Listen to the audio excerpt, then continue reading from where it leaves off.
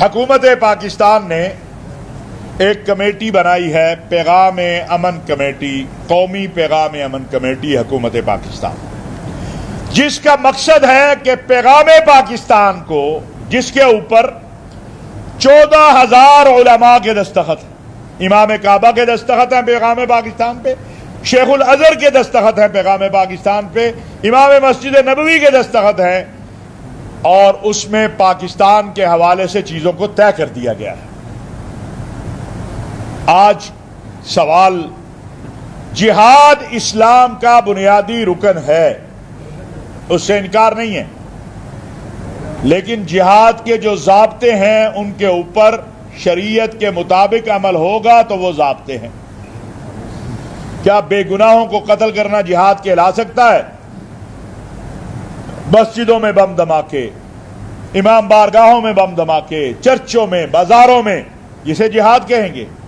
جہاد تو تحفظ دینے کے لیے ہے۔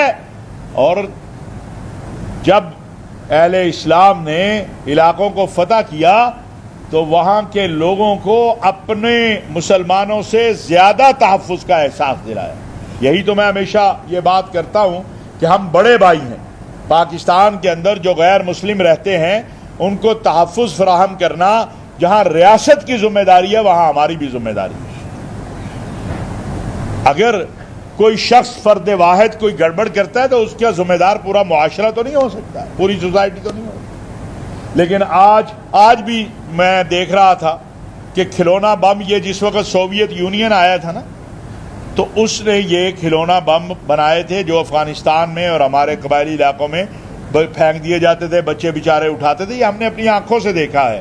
آج بھی صبح میں پڑھ رہا تھا کہ اس طرح کے کھلونا بم جو ہے وہ وزیرستان کے علاقے میں یا ایک اور کوئی علاقہ ہے وہاں پھینکے گئے اور بچے بیچارے، اور الحمدللہ اللہ پاکستان کے ان نوجوانوں کو، ان پاکستان کی فوج کو جزائے خیر دے، اور ان کو کہ انہوں نے بر وقت وہاں پہنچ کے وہ اٹھا لیے۔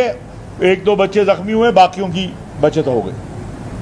یہ میرے پاس صبح جب خبر آئی تو مجھے بڑی پریشانی ہوئی کہ یہ کام پھر شروع ہو گیا۔ آخر آپ ہی کا ملک کیوں نشانہ ہے؟ آپ ہی کا ملک پہ کیوں حملہ آور ہے سارے؟ اس کی وجہ یہ ہے کہ آپ کا ملک لا الہ الا اللہ محمد الرسول اللہ باجوڑ میں، ہاں جی، 3 بچے شہید ہوئے، چھوٹے چھوٹے بچے۔ آپ مجھے بتائیے کیا اس کو جہاد کہا جائے گا؟ افغانستان میرا بھائی ہے۔ یہاں میرے کئی اس وقت کے کلاسوں کے ساتھی بیٹھے ہیں جب ہم مدرسے میں تھے، ہم نے خون دیا ہے۔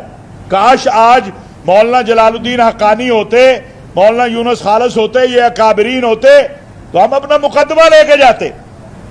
افغانستان ہمارا بھائی ہے، کوئی کچھ بھی کہے، میں افغانستان کو اپنا پڑوسی سمجھتا ہوں، اپنا بھائی سمجھتا ہوں، دشمن نہیں سمجھتا۔ ہاں یہ ضرور میں ان سے کہتا ہوں کہ آپ کی سرزمین کو پاکستان دشمنوں کو استعمال نہیں کرنا چاہیے۔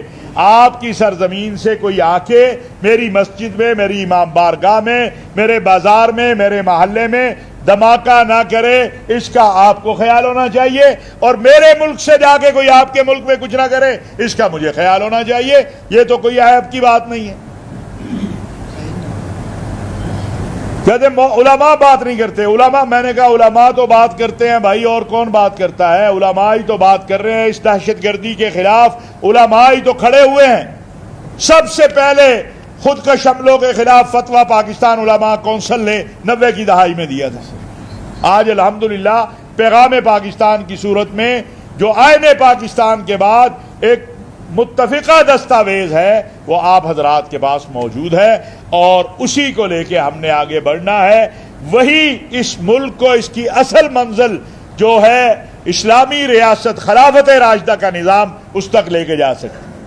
ایک دوسرے کے برا بلا کہنے سے، گلے کاٹنے سے، ایک دوسرے کی نفی کرنے سے معاملہ حل نہیں ہوگا، بلووں سے، توڑ پھوڑ سے مسئلہ حل نہیں ہوگا۔ عدالتیں موجود ہیں، عدلیہ کو بھی چاہیے۔ سب سے بڑا مسئلہ یہی ہے، اللہ نے جو ریاست کا سب سے پہلے حکم دیا وہ ہے ان اللہ یأمر بالعدل، اللہ کرے ہمارا نظام عدل اچھا ہو جائے.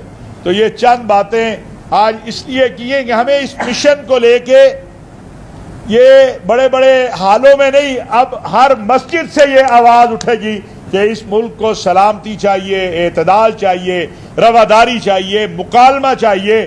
آپ اپنے مسلک پہ رہتے ہوئے، وہ حضرت تھانوی رحمۃ اللہ علیہ کا یہ جو فرمان ہے کہ اپنا مسلک چھوڑو نہیں، دوسرے کے مسلک کو چھیڑو نہیں، ہمیں آگے بڑھنا چاہیے.